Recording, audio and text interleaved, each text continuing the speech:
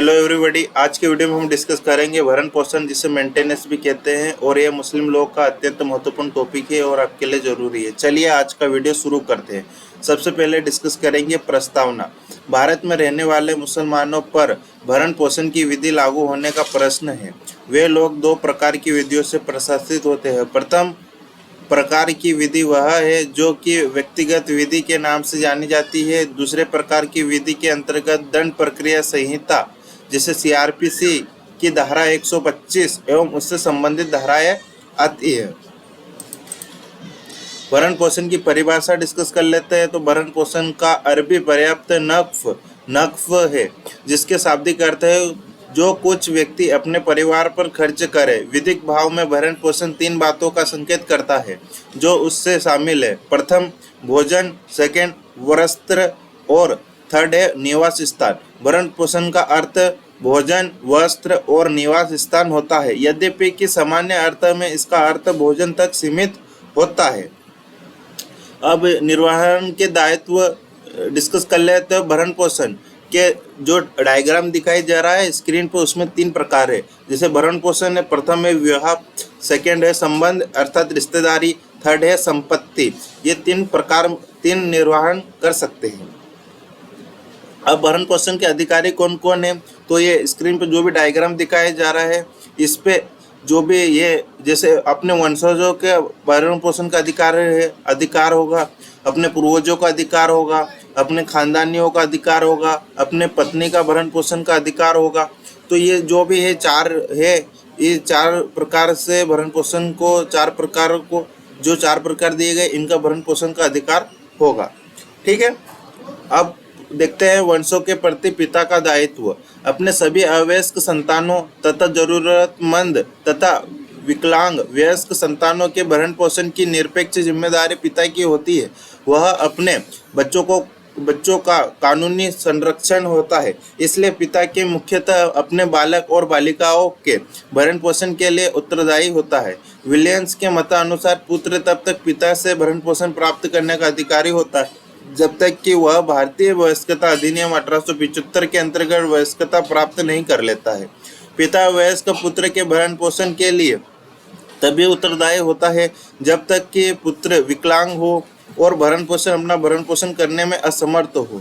मुस्लिम विधि के अंतर्गत पिता पुत्र का भरण पोषण करने के लिए तब तक उत्तरदायित्व अधीन है जब तक कि उसका विवाह नहीं हो जाता है।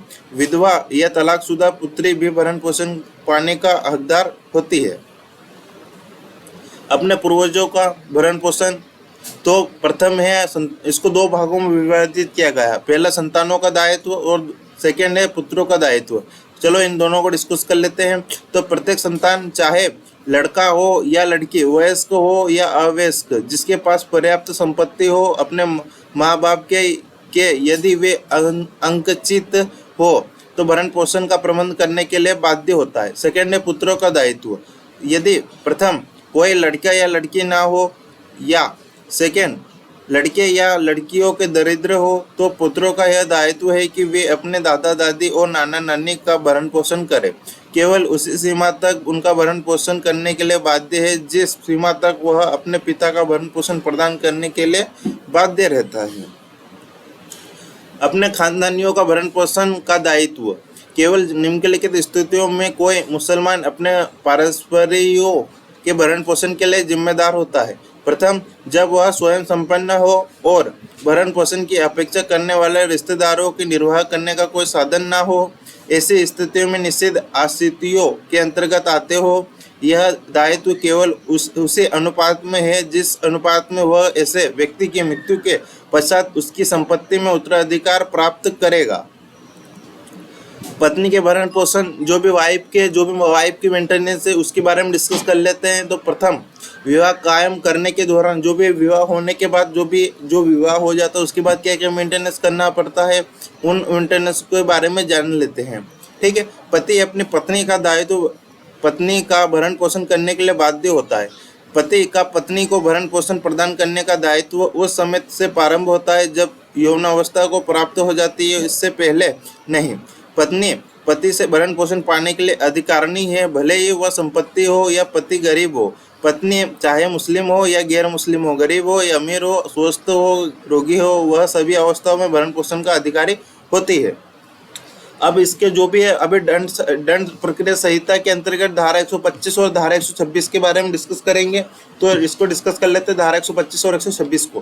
दंड प्रक्रिया संहिता की धारा 125 के अधीन भरण पोषण का अधिकार पत्नी का पति से या पति की संपत्ति से भरण पोषण पाने का अधिकार पति की मृत्यु होने पर समाप्त हो जाता है। अतः मुस्लिम स्त्री पति की मृत्यु की इद्दत के दौरान भरण पोषण की हकदार नहीं होती है।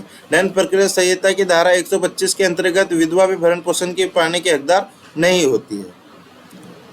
अब भरण पोषण का आदेश डिस्कस कर लेते हैं। यदि बिना किसी कारण के पति अपनी पत्नी के भरण पोषण में उपेक्षा करे या तो पत्नी भरण पोषण के लिए उस पोषण के लिए उस पर वाद दायर कर सकती है।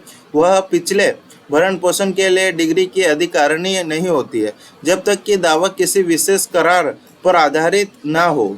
वह दंड प्रक्रिया संहिता की धारा 126 और धारा 126 या मुस्लिम महिला विवाह विच्छेद अधिनियम संरक्षण के अधिनियम 1986 का सहारा ले सकती है। संतान का भरण पोषण अधर्मज अवयस्क संतान के भरण पोषण का दायित्व मुस्लिम विधि के अंतर्गत केवल उसी माँ पर होता है, उसके पिता पर नहीं। परंतु दंड प्रक्रिया संहिता 1973 की धारा 125 के अंतर्गत न्यायालय अधर्मज के भरण पोषण के लिए उसके पिता के विरुद्ध डिग्री पारित कर सकता है। अब डिस्कस करेंगे केस लॉ। तो डेनियल लतीफ़ी बनाम यूनियन ऑफ इंडिया, ये मेंटेनेंस पर लैंडमार्क केस लॉ है और ये बहुत इंपॉर्टेंट है और आपके एग्जाम ओरिएंटेड है। ठीक है। अब साहबानो बनाम इमरान खान, ये इतना फेमस नहीं है पर ये भी इम्पोर्टेंट केस लॉ है। मोहम्मद अहमद खान बनाम साहबानो बेगम, बहुत अच्छा केस है, आप इसे जरूर देखिएगा। नूर सहबा खातून बनाम मोहम्मद कासिम, ये भी अच्छा केस है, अब इसे भी डिस्कस करिए। ठीक है। अब डिस्कस करेंगे निष्कर्ष। पति पत्नी को भरण पोषण देने के लिए तभी बाध्य है जब तक कि पत्नी उसके प्रति निष्ठावान रहती है तथा उसकी आज्ञाओं का पालन करती है। त्याबाजी जी के अनुसार वह पत्नी भरण पोषण कर सकती है जो स्वयं को पति के समक्ष संप्रवर्तित कर दे और जो उसके आदेशों का पालन करे, परंतु निम्नलिखित परिस्थितियों में भरण पोषण का अधिकार समाप्त हो जाता है। आपके लिए इम्पोर्टेंट सूचना, इस वीडियो के नोट्स से वीडियो के डिस्क्रिप्शन बॉक्स में जाइए, वहाँ पे आपको एक लिंक मिलेगा, उस लिंक पर क्लिक करिए, आपको नोट्स डाउनलोड करके आप वहाँ से डाउनलोड करके पढ़ सकते हो। आज के वीडियो में इतना ही। जय हिंद, जय भारत।